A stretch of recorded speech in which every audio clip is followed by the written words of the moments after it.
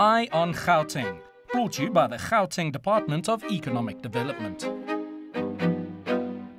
Gentlemen, before the break we talked about the costs, and Larry, it seems that there are quite a lot of them. But people always look to government for answers, but we know it's a lot of subsidization. People always say, well, the private sector might have the money. How important are public-private partnerships when it comes to, focusing on and pushing horse racing, not only in Gauteng, but in the rest of the country? Certainly, that's the approach government is taking, not only in horse racing, but across all the sports disciplines. Sports has demonstrated its ability to unite the country and get people forgetting about their toiling challenges every day and focuses either on the ball, on the small ball, on the horse, on the jockey and all that. And it's in that context that government is supporting the whole arena of sports, and in particular calling upon business to join hands with government and the industry to make sure that there's a partnership related to the sport. So we are encouraging business to join hands. Obviously, this needs to happen within a controlled and regulated environment. We all understand and recently have been exposed to the stories around the horse racing industry and the like. One of our partners in our drive to position the Summer Cup as a pilgrimage, like I've said, is the Gauteng Gambling Board, which regulates gambling in this country. And they will be at this year's Summer Cup primarily to push the message for responsible gaming, which has been missing.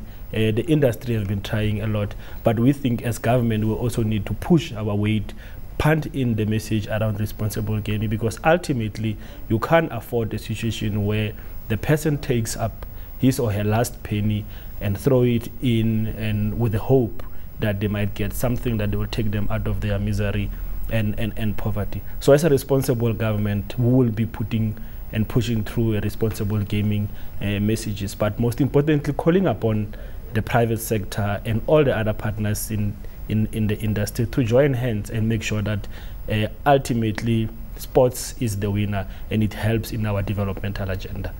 Let's talk about gaming. Now, Larry, the PwC recently launched the second edition of their South African Gaming Outlook.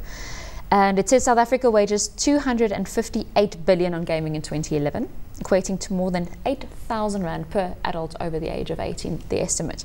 Horse racing forms part of sports betting, comes to 1.7 billion rand in revenues, and it's up by 1.5%. That's a shocking and a very scary statistic given the general demographic of the typical South African. There's no doubt. If you look at the money wagered on horse racing, but it pales in comparison to the total gambling revenue, that is the money that is spent. If you look at sports betting, it's far outgrown horse racing. The casinos far outgrown horse racing, because with horse racing it's a 1 day, 8 races, and it stops. And then obviously we bet on overseas betting throughout, but with casinos, it right through the night, right through the day. So it is, if you look at the total gambling exposure, I think it is a scaring fact.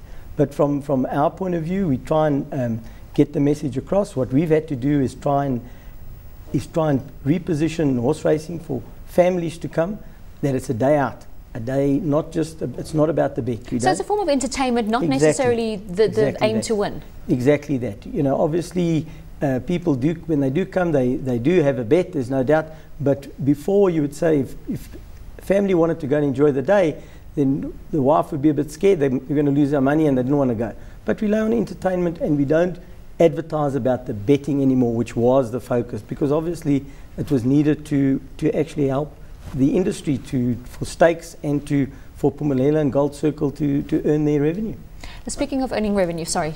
Yeah, but you've also seen how, especially the major races, how the JNB Med and the Durban July and now the Summer Cup have moved to become entertainment gatherings more than horse racing. If you ask ordinary people now at the horse racing 7 o'clock at night which horse won, they will not be able to tell you. But they'll tell you what the latest fashion but they will was tell on you the what the latest fashion is, what's the latest trend, and which designer topped, and all that. And for us in Gauteng, the home of the creative sector, where we have a multitude of designers, multitude of talents in that sector, this gives us a leeway to move into the industry and engender another way of focus in terms of how the sport has been viewed, how the racing environment has been viewed. And this has been an important addition into the sector to mitigate against all these other factors that you have raised. All of a sudden, it's not just those who have won the Panthers that benefit, it's the designer, it's the entertainment, the music guys that have been, is the clothing and textile sector that is growing. So it's moved in to embrace the whole creative sector that incorporates sports, music, fashion, film, and all of those things. And that's the line we are taking, and that's why provincial government has invested in supporting the Summer Cup, primarily to push this particular agenda. And it's not just sports like football and the like, but we are taking it in that context, and hence the drive to support it. Let's talk about revenue, and just to dispel some of the myths, how much money does the Gauteng government actually make out of the taxation on betting, and how does that structure actually work? I don't have the exact figures with me. Like I'm saying, we have started to involve the Gauteng Gambling Board, which drives that whole sector, from your machines, your slot machines, to horse betting and all that. I think Larry has the figures in terms of he's spinning through his book. in terms of horse racing. But there's no doubt that the industry as a whole contributes significantly to the growth of the economy. Like I've said, we no longer rely on gold. We no longer rely on the manufacturing sector. We no longer rely that much on the logistics sector. And an affluent, competitive global city region like Gauteng needs to consolidate the creative sector, and that's where the money comes in with very little investment. You will know during the time of recession, Hollywood didn't break down. During the time of atrocities in Italy, the Italian fashion sector didn't go down, because those industries relies on very little equipments that are associated with the sector. It requires brains. And it's good for the human spirit. It's good for the human spirit. It's those feel-good things to do when you see your garments out in the rail. And that's where we are positioning the Gauteng economy towards, to diversify the economy, not to rely on the tertiary sectors that used to be the main driver of the economy. And we think that what will sustain the growth of this economy to continue to be the fourth biggest in the continent and over 40% of South Africa's GDP. Larry, I can see you patiently waiting. What are some of those numbers? Yeah, I can give you exact. This was a study done, and we do it every second year. This has come from 2009, and it's grown since then. But in total, the provincial tax is in excess of close on 60 million in Pumalelo country. Now, it's not all just Gauteng, because Pumalelo represents the Northern Cape, Eastern Cape as and well. And the Free State. Yes. And then you have Gold Circle, which is contributing in the region of about 35 million. So it's quite a large, that's just on the betting.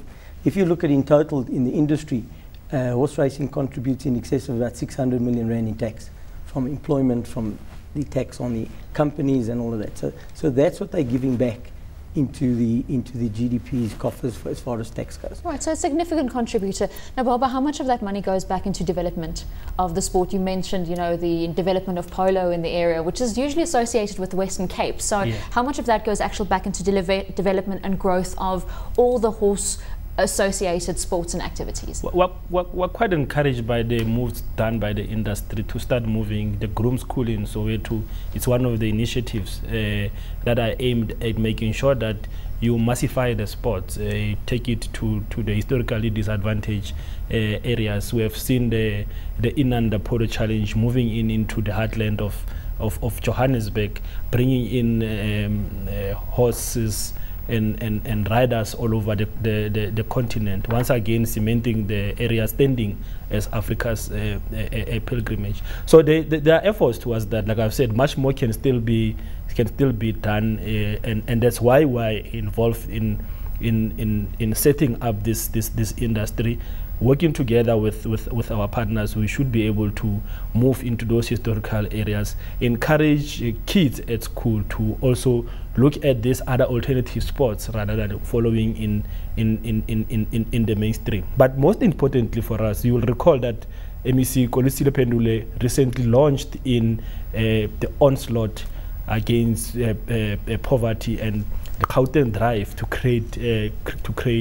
create jobs, and we're encouraged by the numbers that are coming out of the industry. If you look at the number of grooms, the number of jobs that are created on a single race day, it's encouraging, and it's also learning the environment that they are growing. You know, you started being the ones that are dealing with grooming of horses, but in that process they are learning the skills. Ultimately, the love with the horse will translate in them wanting to be owners and all that. So that's just changing the psychology and the mindset of how ordinary black South Africans in particular will have interacted with the sports previously. And this opportunities gives them those particular avenues to be able to learn more about the game, and in that process enhance job creation efforts and support government drives to create jobs out of the competitive creative sector. All right, Larry, 30 seconds to go. It's all about balance, though, uplifting South Africans to be part of the sport, but it's also balancing with the interests of, you know, the horse owners and the people actually ploughing in the money. How do we get that right, and what is your hope for horse racing in South Africa? Well, obviously my hope is to take it to another level and to bring in as many people as possible, and people that aspire to become owners, that they'll be able to do so, and that horse racing will prosper, and it won't we won't lose the sport of horse racing, which we could be a reality if things aren't taken care of at this point in time, and we can't afford that because it's been around for many years, and it is an amazing sport. So please, you know, we've just got to put our efforts in, and with the help of government and with the help of everybody else, and take the game forward.